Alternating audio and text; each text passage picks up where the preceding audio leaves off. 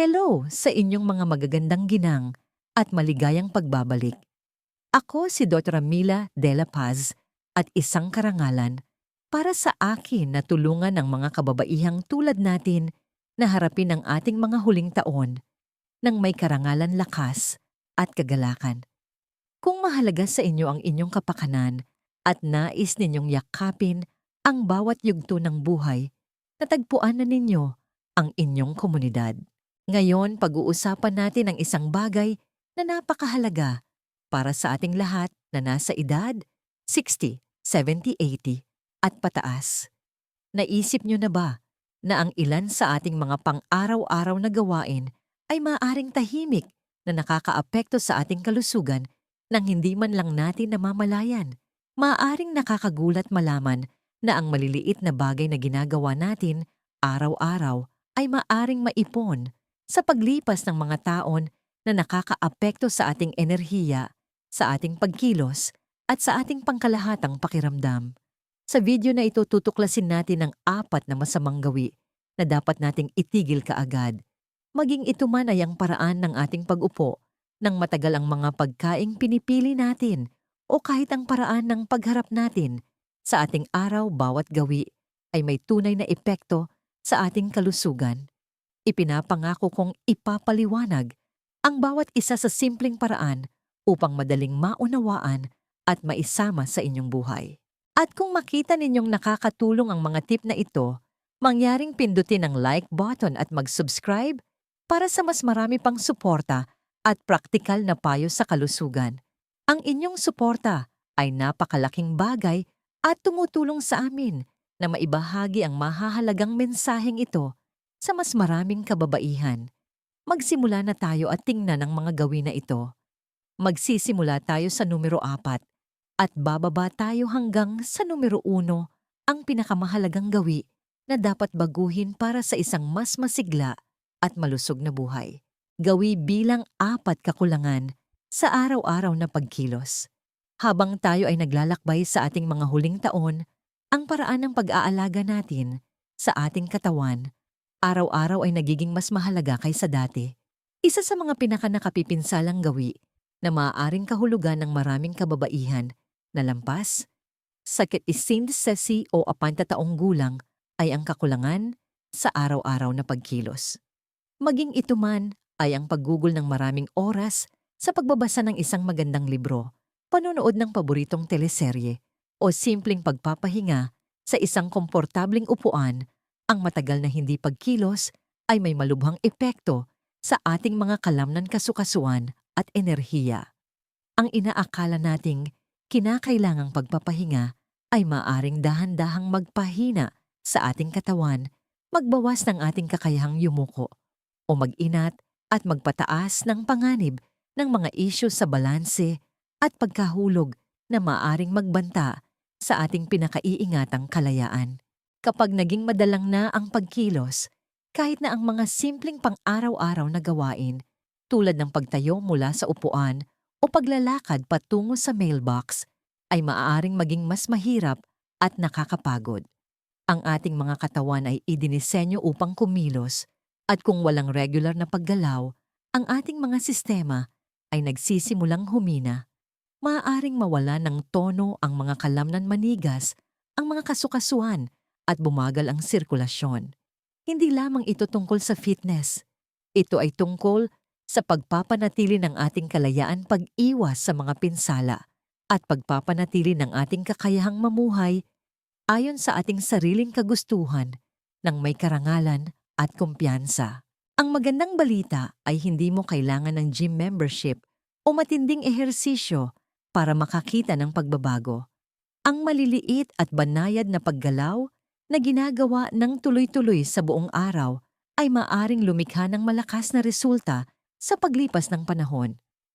Ang simpleng pagtayo isang beses bawat oras, paglalakad sa paligid ng iyong tahanan, paggawa ng magaang na pag-uunat o maikling paglalakad sa labas para makalanghap ng sariwang hangin ay maaring magpasigla ng daloy ng dugo, magpadula sa iyong mga kasukasuan at gisingin ang iyong mga kalamnan. Sa katunayan, ipinapakita ng mga pag-aaral na kahit ang maikling panahon ng magaang na aktibidad ay maaring makabuluhang mapabuti ang iyong kalooban, antas ng enerhiya at kalinawan ng isip. Kapag gumagalaw ka, naglalabas ang iyong katawan ng endorphins, ang ating natural na pampasaya na nagbabawas ng stress. Nangangahulugan ito na ang pagkilos ay hindi lamang mahalaga para sa ating pisikal na kalusugan, kundi pati na rin sa ating emosyonal na kapakanan. At kapag mas maganda ang ating pakiramdam sa emosyonal, mas malamang na manatili tayong nakikibahagi sa buhay, kumonekta sa ating mga mahal sa buhay, at namnamin ang ating pang-araw-araw na gawain. Mahalaga ring tandaan na bawat maliit na pagsisikap ay mahalaga. Kung nahihirapan kang maglakad, maaari kang magsimula sa simpleng pagtayo at pag-upo ng ilang beses upang palakasin ang iyong mga binti. Maaari mo ring subukang humawak sa kitchen counter habang dahan-dahang itinaas ang mga tuhod o iunat ang iyong mga braso sa itaas habang nakaupo. Ang layunin ay hindi kailanman pagiging perpekto. Ito ay ang pagiging tuloy-tuloy. Ang paggawa ng isang bagay ay laging mas mahusay kaysa sa walang ginagawa, at sa paglipas ng panahon, ang mga maliliit na paggalaw na yon ay magiging mas madali, nahahantong sa mas mahusay na lakas, mas mahusay na balanse at mas malaking kumpiyansa sa kakayahan ng iyong katawan. Kapag naging natural na bahagi ng iyong pang-araw-araw na ritmo, ang pagkilos, mapapansin mo ang magagandang pagbabago. Maaring mas mahimbing ang iyong tulog, mas komportable ang iyong panunaw, mas mararamdaman mo ang kontrol sa iyong katawan, at higit sa lahat, maibabalik mo ang pakiramdam ng layunin at sigla. Hindi ito tungkol sa pagpilit sa iyong katawan hanggang sa sukdulan. Ito ay tungkol sa pagbibigay galang sa iyong katawan sa pamamagitan ng pagbibigay dito ng kailangan nito, pagkilos, atensyon at mapagmahal na pangangalaga. Kaya kung matagal-tagal ka nang nakaupo, isaalang-alang ito bilang iyong magiliw na paanyaya na gawin ang unang hakbang. Tumayo, mag-ina't maglakad at gumalaw, dahil ang iyong kalusugan ay nakasalalay dito nang higit pa sa iyong inaakala. At ngayon tingnan natin ng mas malapitan ang isa pang banayad na gawi na maaaring umuubos ng iyong enerhiya at nagpapabagal sa iyo araw-araw. Gawi bilang 3, pagpapalipas ng masusustansyang pagkain. Isa sa mga pinakamaliit na binibigyang pansin na gawin na tahimik na sumisira sa kalusugan ng napakaraming kababaihan ay ang pagpapalipas ng pagkain, lalo na ang almusal. Bagamat maaring mukhang isang hindi nakapipinsalang pagpili na ipagpaliban o iwasan ang pagkain kapag hindi ka gutom o abala ka sa ibang mga bagay, ang gawaing ito ay maaring magkaroon ng pangmatagalang kahihinatnan na unti-unting umuubos ng iyong enerhiya, nagpapabagal ng iyong metabolismo at nagpapahina sa kakayahan ng iyong katawan na umunlad. Ang almusal sa partikular ay napakahalaga para sa pagtatakda ng tono para sa ating buong araw. Nagbibigay ito ng paunang nutrisyon na kailangan ng ating katawan at utak upang magising, maging alerto at gampanan ang ating pang-araw-araw na gawain ng may focus at enerhiya. Kapag nilalaktawan natin ang isang masustansyang pagkain, ipinagkakait natin sa ating katawan ang mahahalagang bitamina, mineral at calories na kailangan upang mapanatiling maayos ang takbo ng ating mga sistema. Sa paglipas ng panahon, maaari itong humantong sa pagkapagod, pagbabago ng mood, mababang blood sugar, at isang kapansin-pansing pagbaba ng motibasyon o pisikal na lakas. Mas malala pa, kapag hindi nakakatanggap ng tuloy-tuloy na nutrisyon ng ating katawan, maaari itong magsimulang sirain ang tissue ng kalamnan para sa enerhiya na nag-aambag sa pagkawala ng kalamnan na sinusubukan na nating pigilan. Ang pagpapalipas ng pagkain ay nakakagambala rin sa kakayahan ng ating katawan na i-regulate ang asukal sa dugo na maaaring magpataas ng panganib na magkaroon o lumala ang diabetes, isang partikular na alalahanin para sa marami sa atin. Hindi ito tungkol sa pagpilit sa iyong sarili na kumain ng malalaking pagkain. Ito ay tungkol sa pagkain ng tuloy-tuloy at pagpili ng mga pagkaing tunay na nagpapalusog. Ang isang balanseng pagkain ay dapat magsama ng isang mapagkukunan ng protina, isang malusog na taba, at mga complex carbohydrates mula sa mga mapagkukunan tulad ng gulay, buong butil o prutas. Kahit na ang isang simpleng almusal tulad ng isang nilagang itlog na may kasamang isang pirasong pandesal at isang saging ay maaaring gumawa ng malaking pagkakaiba sa kung paano mo nararamdaman sa buong umaga. Gayon din ang isang pananghalian na may kasamang isang bahagi ng isda o manok, mga madahong gulay at isang patak ng olive oil ay maaaring magpanatili ng iyong enerhiya sa hapon at tulungan kang maiwasan ang matamlay at pagod na pakiramdam. Ang pagpaplano ng pagkain ay hindi kailangang maging isang pabigat. Sa katunayan, maaari itong maging isang simpleng gawa ng pag-aalaga sa sarili.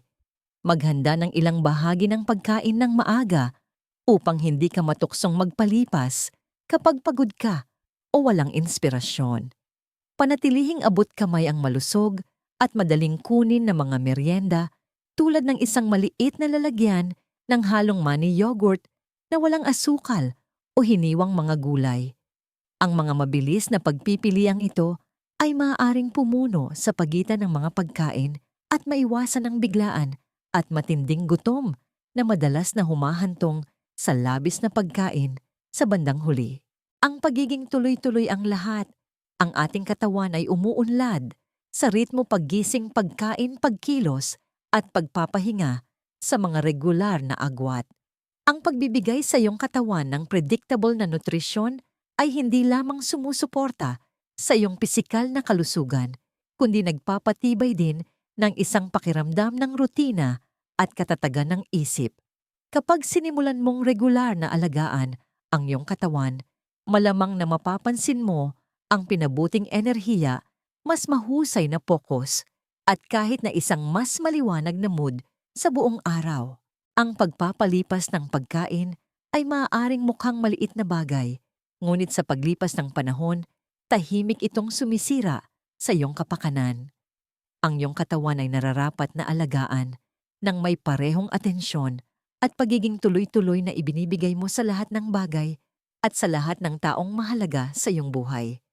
Kaya gawin ang bawat pagkain na isang pagkakataon upang mag-refuel at bigyan ang iyong sarili ng enerhiya at sigla na kailangan mo upang masiyahan sa bawat araw ng lubusan. Susunod, pag-uusapan natin ang isang gawi na tila inosente, ngunit mas mapanganib dahil sa kung gaano ito karaniwan. Gawi bilang 2, hindi pag-inom ng sapat na tubig. Kabilang sa pinakasimple, ngunit pinakamadalas na nakakaligtaang gawi na maaaring lubos na makaapekto sa iyong kalusugan pagkatapos ng edad 60 ay ang hindi pag-inom ng sapat na tubig. Habang tayo ay tumatanda, ang ating pakiramdam ng pagkauhaw ay natural na nababawasan na nangangahulugang maaaring hindi natin laging napapansin kapag ang ating katawan ay nagiging dehydrated. Ang mga kahihinatnan gayunpaman ay maaaring maging malaki mula sa pagkapagod at pagkahilo hanggang sa pagkalito, sakit ng ulo at kahit na isang mas mataas na panganib ng mga impeksyon sa ihi o mga problema sa bato, mga problema na pamilyar sa maraming kababaihan. Sa kabila ng kung gaano ito ka-basic ang tamang hydration, ang pundasyon ng halos lahat ng function sa ating katawan at ang pagpapabaya dito ay maaaring tahimik na magnakaw ng ating enerhiya, focus at sigla. Ang tubig ay mahalaga para sa pagsuporta sa ating mga organo, kalamnan, kasukasuan at utak. Tumutulong itong i-regulate ang temperatura ng katawan, pinapadulas ang ating mga kasukasuan, naghahatid ng sustansya sa ating mga selula at nag-aalis ng mga dumi at lason.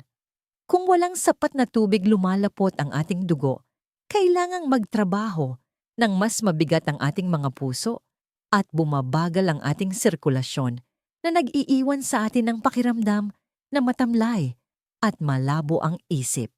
kahit na ang banayad na dehydration ay maaring makaapekto sa ating mood memorya at kakayahang mag-concentrate. Hindi lamang ito tungkol sa pagpawi ng uhaw. Ito ay tungkol sa pag-optimize kung paano tayo nakakaramdam, nag-iisip at gumagana bawat araw. Nakakaapekto pa ito sa itsura ng ating balat na tumutulong sa atin na mapanatili ang isang malusog na kislap.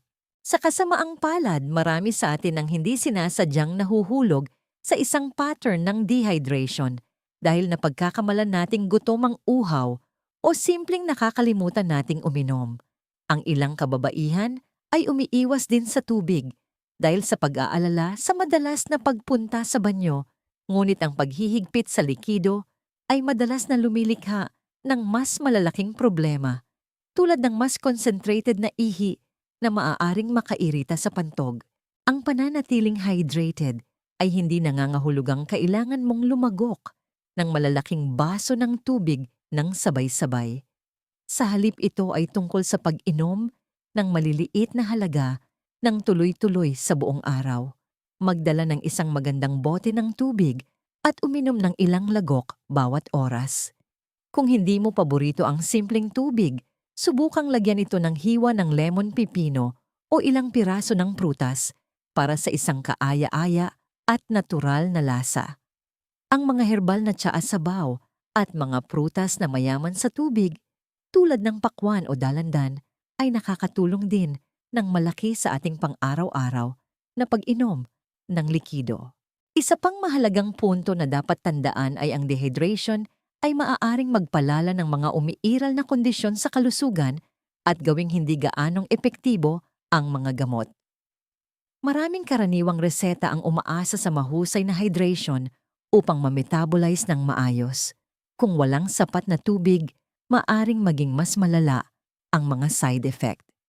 Ito ang dahilan kung bakit napakahalaga na gawing isang pang-araw-araw na ritual ang hydration, hindi isang bagay na iniisip lamang natin kapag mainit sa labas o pagkatapos mag-ehersisyo.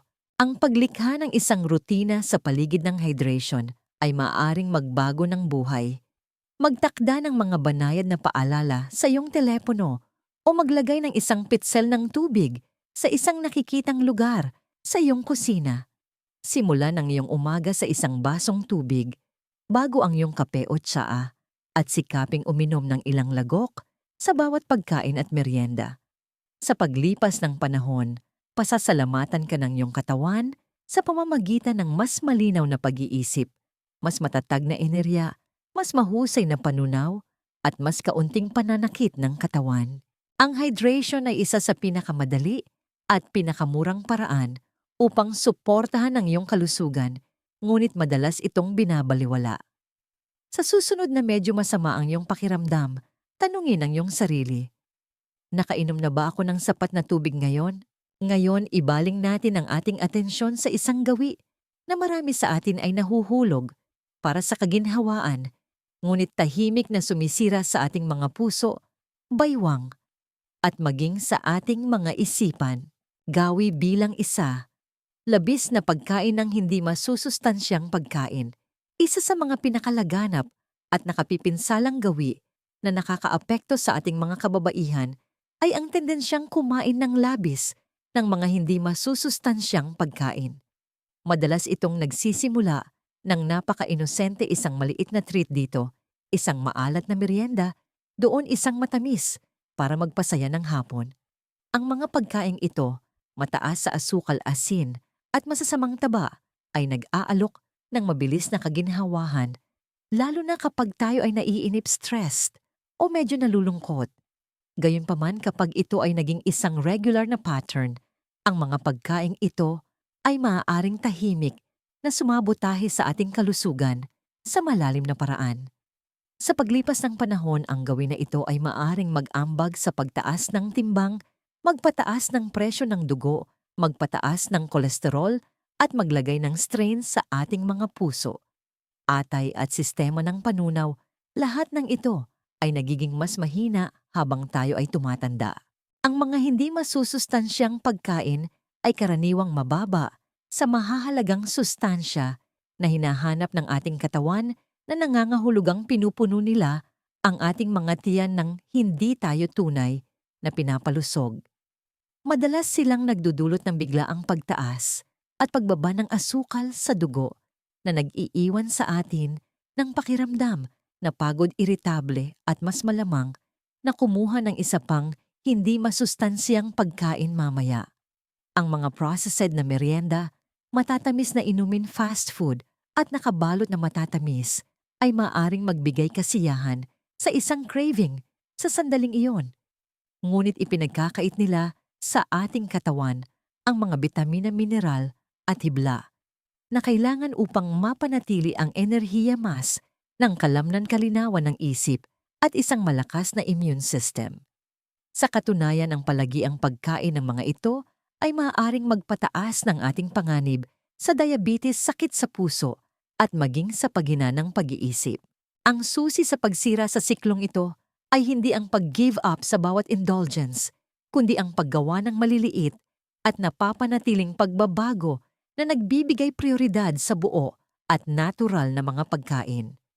Magsimula sa pamamagitan ng pagpapalit ng mga processed na merienda sa mas malusog na mga alternatibo. Subukang palitan ang chichirya ng popcorn, ang cookies ng isang dakot ng mani, o ang candy ng isang pirasong sariwang prutas. Magsikap na magdagdag ng mas maraming makukulay na gulay sa iyong mga pagkain, piliin ang mga buong butil kaysa sa mga refined at magluto sa bahay hanggat maaari upang magkaroon ka ng kontrol sa mga sangkap at laki ng porsyon. Ang pagpaplano ng pagkain ay maaring maging isang makapangyarihang kasangkapan para sa pag-aalaga sa sarili dito.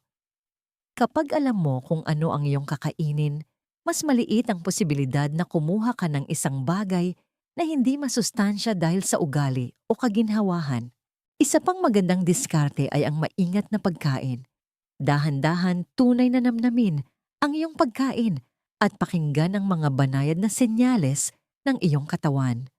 Kumakain ka ba dahil gutom ka o dahil sa isang emosyonal na dahilan? Busog ka na ba o kumakain ka lang dahil nandyan ito? Sa pamamagitan ng pagiging mas may kamalayan sa ating mga pattern ng pagkain, maibabalik natin ang kontrol sa halip na hayaan silang kontrolin tayo. Gayon din ang pananatiling hydrated ay natural na makakapigil sa mga cravings. Marami sa atin ang napagkakamalang gutom ang uhaw at kumukuha ng merienda kapag ang ating katawan ay talagang humihingi ng tubig. Sa paglipas ng panahon, ang paggawa ng mga pagbabagong ito ay maaaring humantong sa hindi ka paniwalang pagbuti sa iyong pakiramdam. Magkakaroon ka ng mas matagal na enerhiya, mas maayos na panunaw, mas malinaw na pag-iisip at kahit na mas mahusay na tulog. Ang iyong katawan ay magsisimulang gumana ng mas mahusay at maaaring matuklasan mo na hindi ka na umaasa sa pagkain para sa kaginhawahan sa parehong paraan. Lilinangin mo ang isang mas malusog at mas mapagmahal na relasyon sa kung ano ang nasa iyong plato at mararamdaman mong mas may kapangyarihan ka sa iyong pang-araw-araw na mga pagpili. Ang pagbabago ng iyong mga gawi sa pagkain ay maaring mukhang isang malaking hakbang sa simula, ngunit tandaan hindi ito tungkol sa pagiging perpekto. Ito ay tungkol sa pag-unlad. Bawat malusog na pagpili na ginagawa mo ay isang pamumuhunan sa iyong hinaharap, isang masustansyang kagat sa bawat pagkakataon. At ngayong natuklasan na natin ang mga malalim na epekto ng mga gawin na ito, oras na upang pagsama-samahin ang lahat. Konklusyon, maliliit na gawi panghabang buhay na epekto. Sa pagbabalik tanaw sa apat na makapangyarihang gawin na ito, napakalinaw kung gaano kalaki ang impluwensya ng ating pang-araw-araw na mga pagpili sa kalidad ng buhay na nararanasan natin pagkatapos ng edad 60. Hindi lamang ito mga tips sa kalusugan. Ito ay mga banayad na paalala na ang ating mga katawan ay patuloy na tumutugon sa ating pangangalaga, atensyon at intensyon anuman ang ating edad. Para sa akin bilang isang doktor na nagkaroon ng pribilehiyong makasama Ang napakaraming hindi kapani-paniwalang kababaihan, nagiging malinaw ang mga pattern. Nakakita ako ng mga kababaihan na nararamdaman na nawawala na ang kanilang sigla, sinasabi sa kanilang sarili na ang pagbagal ay isang natural na bahagi lamang ng pagtanda. Ngunit pagkatapos ay nagsimula silang gumawa ng maliliit na pagbabago. Nagsimula silang tumayo ng mas madalas maglakad-lakad at gumawa ng mga simpleng pag-uunat. At may nakita akong nagbago. Bumalik ang kanilang enerhiya, bumuti ang kanilang balanse, at naramdaman nilang mas buhay sila. Hindi naman mas bata, ngunit tiyak na mas magaan ang espiritu at mas may kakayahan sa kanilang sariling katawan. Pagkatapos ay ang usapin ng pagkain. Nakipag-usap ako sa napakaraming kababaihan na nagpapalipas ng almusal, iniisip na hindi nila ito kailangan para lamang matuklasan na sila ay ganap na pagod pagsapit ng kalagitnaan ng umaga. Nang magsimula silang maghanda ng maliliit at masusustansyang almusal, marahil ilang oatmeal na may mangga o isang sinangag na may itlog, napansin nila na mas nakakapag-focus sila, mas matagal na nananatiling aktibo, at kahit na hinarap ang bawat araw na may mas positibong pananaw, hindi lamang ito gasolina para sa katawan. Ito ay nutrisyon para sa isip at kaluluwa. Ang tubig o ang kakulangan nito ay isa pang tahimik na tagapagbago na nakita ko sa aking pagsasanay. Marami sa aking mga pasyente ay hindi napagtanto kung gaano sila ka-dehydrated hanggang sa gumawa sila ng isang sadyang pagsisikap na uminom pa. Nagrereklamo sila ng sakit ng ulo at palaging pagkapagod sa simpleng pagpapanatili ng isang bote ng tubig sa malapit at paggawa nitong ugali na uminom sa buong araw. Ang pagbabago ay madalas na kapansin-pansin. Mas malusog ang itsura ng kanilang balat, mas malinaw ang kanilang mga iniisip at tila mas maayos na tumatakbo ang kanilang mga katawan. Nakakamangha kung paano ang isang bagay na napakasimple ay maaaring gumawa ng napakalaking pagkakaiba. At panghuli, nagkaroon ako ng napakaraming taos-pusong pag-uusap tungkol sa ating relasyon sa pagkain. Ang mga comfort food ay isang nauunawaang pangakit, lalo na sa mga sandali ng pagkabagot o kalungkutan. Ngunit ang pag-asa sa mga ito ay madalas na nag-iiwan sa atin na mas mabigat ang pakiramdam, kapwa pisikal at emosyonal.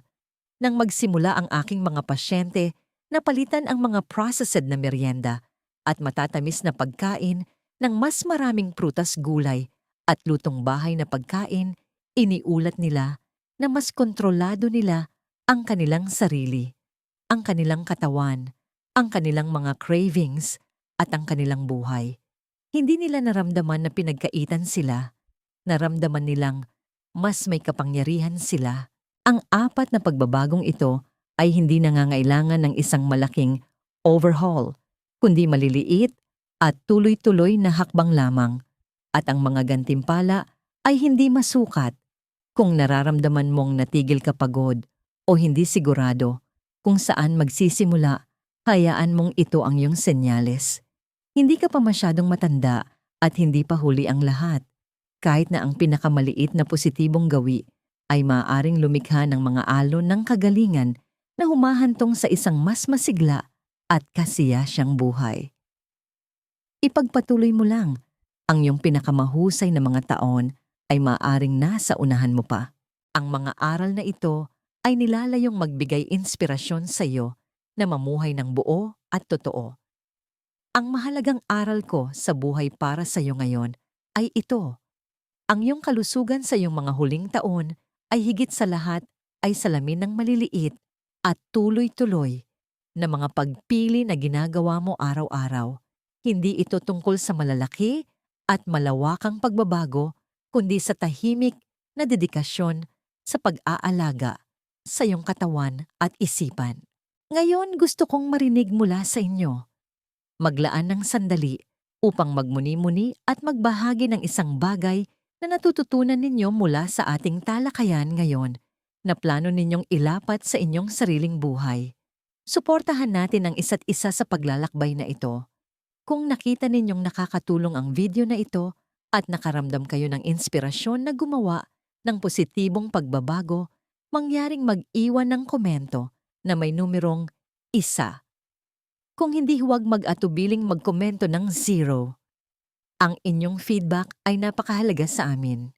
Huwag kalimutang i-like ang video na ito, i-share ito sa inyong mga kamag-anak at kaibigan na maaaring makinabang at mag-subscribe para sa mas marami pang content na tulad nito na nakatuon sa pagtulong sa inyo na mamuhay ng inyong pinakamahusay na buhay. Maraming salamat sa panonood at para sa pamumuhay ayon sa inyong sariling kagustuhan na puno ng kalusugan at kaligayahan.